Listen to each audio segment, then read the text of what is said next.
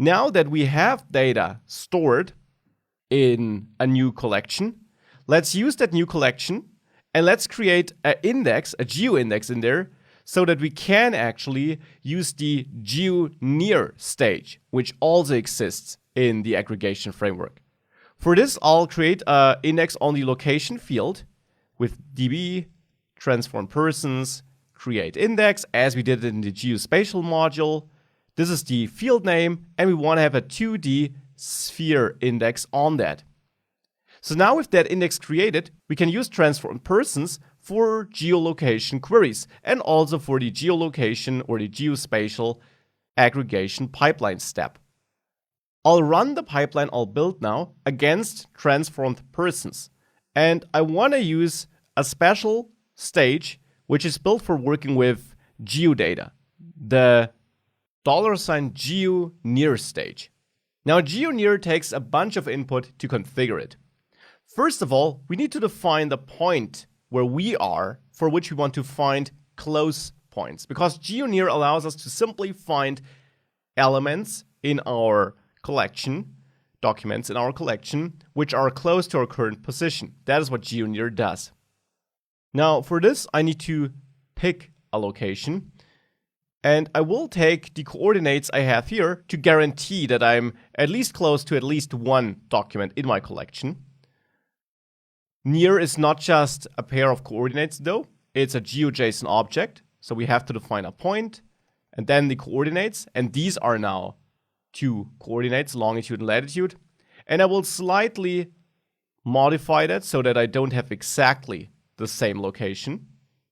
So now we have that near parameter filled out.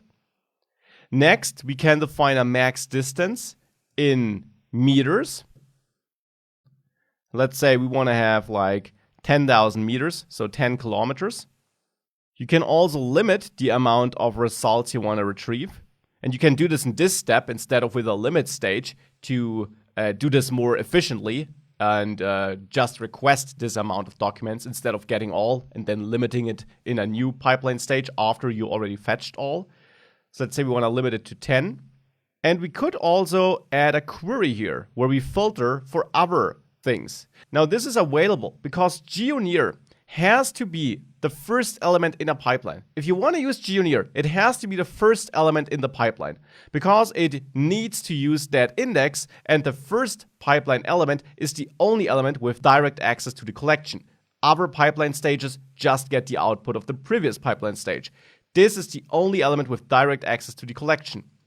So therefore, if you have any other filters which you want to run directly on the collection, you can add it here, and MongoDB will basically execute a very efficient query against the collection and not force you to then use a match stage as a next step, which, might mean that you have to fetch all data in order to be able to match in the next step.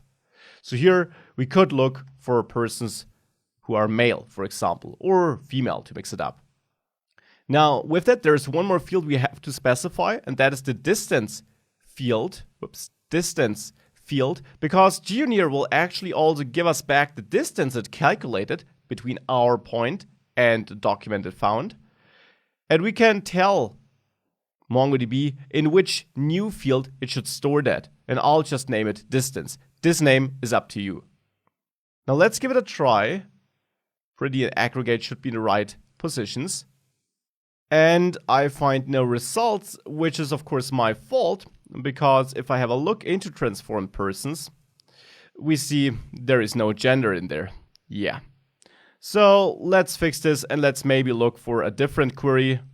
Let's look for age greater than 30.